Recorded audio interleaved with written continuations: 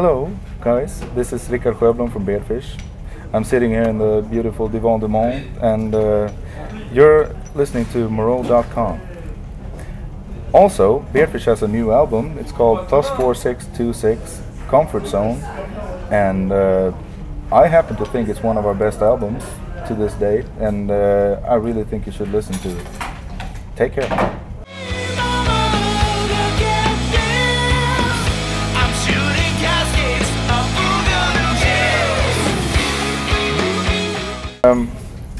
The prefix with the numbers +4626 is the area code for calling our hometown, which is the town of Gävle. It's a seaside town on the 2-hour drive north of Stockholm in Sweden, and comfort zone is sort of connected to the fact that a hometown is almost like a comfort zone in itself to, for a person. If you grow up in a town, it becomes almost the biggest comfort zone, I guess, in your life. You grow up there, you have your friends, you have your family, and you go to school, and everything.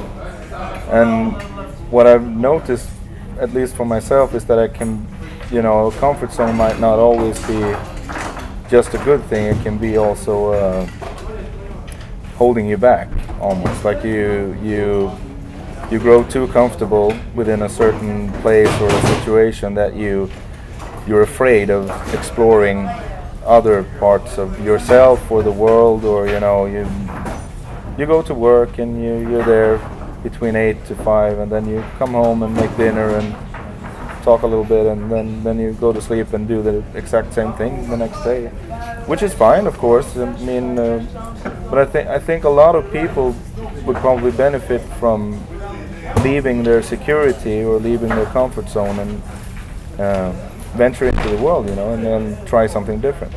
That's something I believe.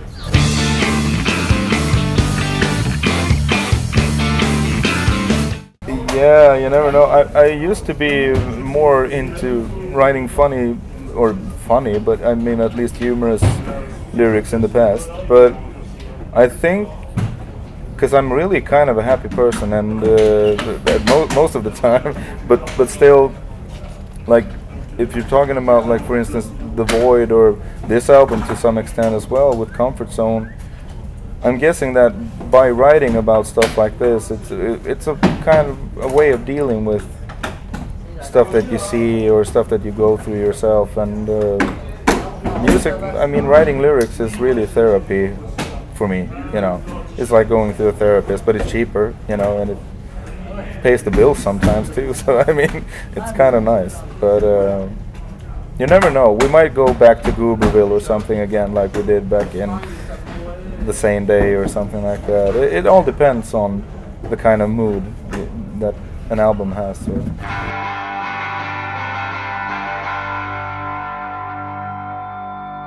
Ode to the Rock and Roller, which deals with earning your living from playing in cover bands and playing other people's music for a living, which I've done, for several years, and I actually like it, but I you can get into a situation where you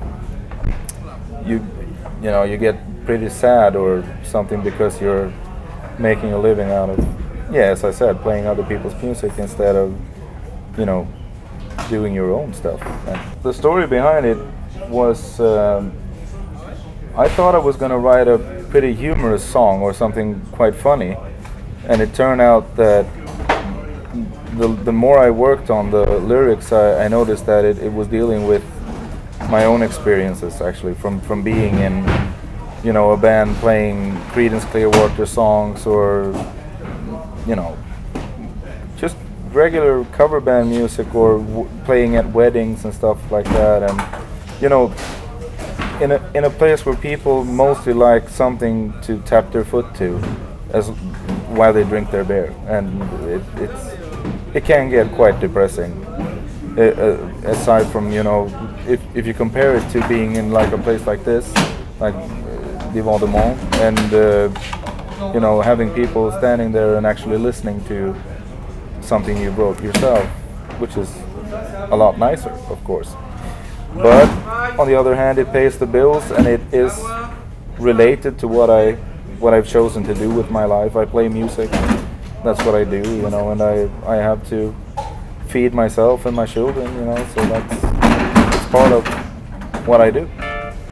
Years pass, but a change won't surely come. No, it actually isn't. It's a very fictive story, but A Love Story, as it was called, was on an album called The Same Day that we released in 2005. The song, I think, was written in 2003 or 4 and also recorded at that time, and it was such a big song for us back then because it was really sort of a milestone that it marked the end of the first Beardfish and in what was about to come next, you know, because that's the beginning of all the longer, more epic tracks, as people like to call them, you know, and I really like that song even then, you know, and I like it still because it, even though it's not based on a true story, it's still it's like real storytelling almost, and sort of put in the narrative aspect, like you have a boy and you have a girl. In this case, it could, you know, a man or a woman, but I chose to call it boy and girl because it was dealing with quite young lovers, you know. And then I thought for this album that it would be so interesting. I just started writing a song, and I could recognize like certain rhythmic patterns in what I was writing. It wasn't lyrics. I was just sitting and playing piano, you know, and realized rhythmic patterns and stuff.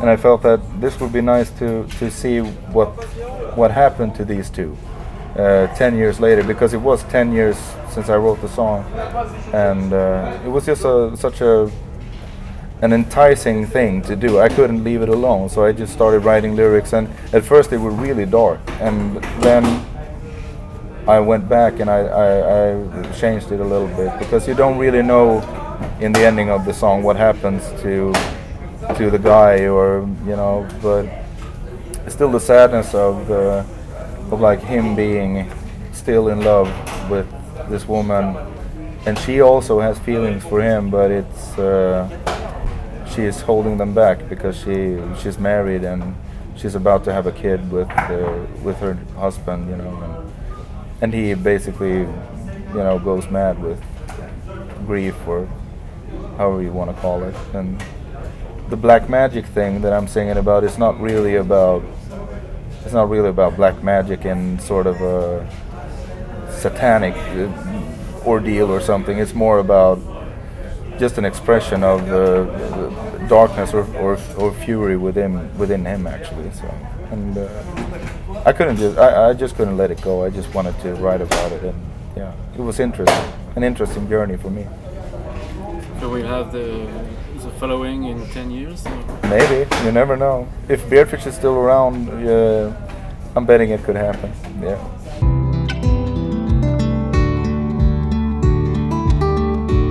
I'm not really 100% sure what we changed, but I know that we shortened a couple of parts a little bit, and also we might have added just sort of segments for continuity, just to have it flowing a little bit better than what it was originally. And that's usually what we do. We like to play songs that are new in front of a live audience and see, you know, a reaction, and then you can almost always tell after playing a song in front of a live audience what should be changed, or, you know, what could be changed. You don't always have to do it, but it's I remember when we played the second part of the Love Story, If We Must Be Apart. We played that a couple of times in our hometown, and there were people who were real fans of the band who came, and they said, "Oh, you should have we think you should incorporate the melody from A Love Story part, the first one, the da da da da da da da da da da da da, and I was actually a bit angry because I thought that, you know, I really didn't want to do that, and I wasn't angry at him, but I was sort of set back, you know, and I thought that, hey, I don't really want to change just because someone else wants me to change it. It was too personal, the whole thing with continuing a song from 10 years ago. If we were gonna do that, I just wanted to do it my way, and or our way actually, because we all chip in with thoughts and agreements and stuff. Physically stronger than so my will is a command. I think it is, and it has been for a while, but what has stopped us from doing that, at least in the past, has been that we haven't had a large enough fan base. And this year we actually thought we were gonna do it, but then along comes Neil Morse again and asked us to join a tour as a support band, and it's really tough to say no, because you know that you're gonna go out and play 10 shows and have a good crowd each evening, you know, and people are gonna come there and listen, and it's not always a certain thing if we go out with just Beardfish. I think our next step would probably be to do a shared headline tour with some band that we really like. We have a lot of bands that we know and that are sort of on the same level as we are, and we could go out and maybe do like we play headline one night and the other band play headline the next night. That could be a nice feature, I think, you know. I'm not naming any bands, but there has been discussions with fellow Swedish bands, for instance, or, you know. In that aspect, I was childlike, they said, because I couldn't see beginning nor end. But on this bed I